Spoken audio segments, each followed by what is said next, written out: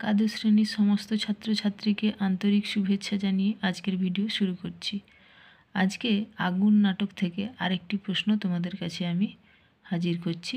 আশা করি এটি তোমাদের উপকারে আসবে। তোমাদের পরীক্ষা কিন্তু খুব সামনে, এখন খুব মন দিয়ে পড়াশোনা করো, একদম ফাঁকিবাজি করো না, ঠিক আছে? চলো পড়াশোনা শুরু করা যাক। আর তার আগে একটা অনুরোধ রাখি তোমাদের কাছে, আমার ভিডিওগুলো যদি ভালো লাগে অবশ্যই লাইক, কমেন্ট ও শেয়ার করবে। আমি অনেক কষ্ট করে তোমাদের জন্য এই লেখাগুলো লিখছি, আশা রাখি তোমাদের উপকারে আসবে। তোমাদের উপকারে এলেই আমার লেখাগুলোর সার্থকতা। আর চলো দেরি না করে পড়াশোনা শুরু করি। প্রশ্ন হচ্ছে, তোর মুখের সাজা আমি আজ ভালো করে দিয়ে যাব হারামজাদি। এই কটূক্তি কে কাকে করেছে? কোন পরিপ্রেক্ষিতেই বা এরকম কটূক্তি তা লেখো। উত্তর দেখো, মানে এখানে প্রশ্নের ভাগটা হচ্ছে 2+3 = 5 নম্বরের প্রশ্ন। হ্যাঁ, তো উত্তর দেখো। উদ্ধৃত অংশটি নাট্যকার বিজন ভট্টাচার্যের আগুন নাটকের তৃতীয় দৃশ্যের জনৈক কারখানা শ্রমিক সতীশ তার ধর্মপত্নী ক্ষিরিকে উদ্দেশ্য করে করেছে। মনুষ্য সমাজের প্রতিনিধি হিসাবে যখন কোনো মানুষ জীবনের প্রতি তিতিবিরক্ত হয়, তখন সেই বিরক্তিকর জীবনের প্রতি বীতশ্রদ্ধ হয়ে নিজের জীবনসঙ্গীকেও অজান্তেই আঘাত করে ফেলে। তখন তাদের জীবনে রোমান্টিকতার বদলে আসে বাস্তবতার চরম কাঠিন্য।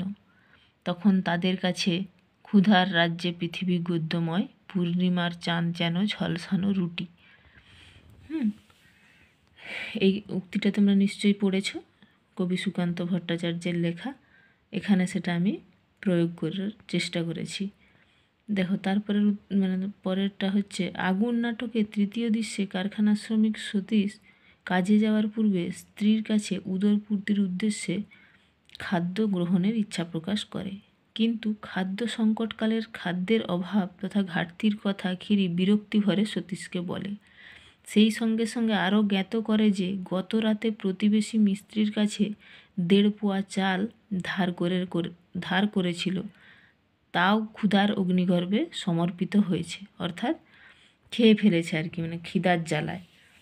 ফলে ক্ষিরি ক্ষোভের সহিত মন্তব্য করে বলে, এখন সকালবেলায় তোমার পিণ্ডি জোগায় কোত্থেকে বলো তো? এই সমস্ত কারণে সাংসারিক জীবনে স্বামী স্ত্রীর সুমধুর সম্পর্কে আঘাত হেনেছে। ক্ষিরি সতীশকে আর্থিকভাবে দুর্বল, সংসার চালাতে অক্ষম পুরুষ বলে হেয় করেছে। এরই পরিপ্রেক্ষিতে সতীশ ক্ষিরিকে আলোচ্য উক্তিটি করেছে। তাহলে দেখো, যখন মানুষ খিদায় উন্মাদ হয়ে যায়, অর্থাৎ খাবার না পেয়ে মানুষ মাথা ঠিক রাখতে পারে না, তখন কিন্তু স্বামী স্ত্রীর মতো বা আরও যেগুলো নিবিড় সম্পর্ক হয়, সেই সম্পর্কগুলো কিন্তু রক্ষিত হয় না। কাছে যেই থাকুক না কেন তাকে কটূক্তি করা হয়ে যায়, কারণ খিদের জ্বালা বড় জ্বালা। এটা তোমরা আশা করি সবাই জানো এবং মানো।